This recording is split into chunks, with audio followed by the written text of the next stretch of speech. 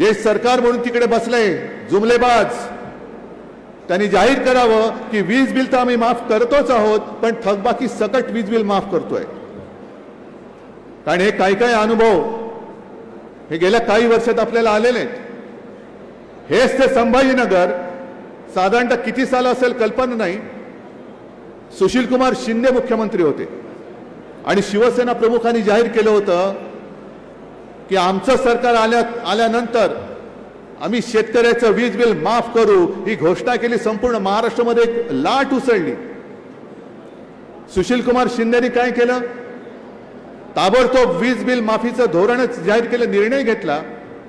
ऐन निवडणुकीच्या काळात शेतकऱ्याला शून्य रकमेची बिलं गेली, निवडणुका झाल्या.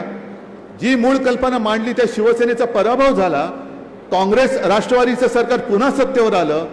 सुशील कुमारना पदावरनं पाय उतार व्हावं लागलं.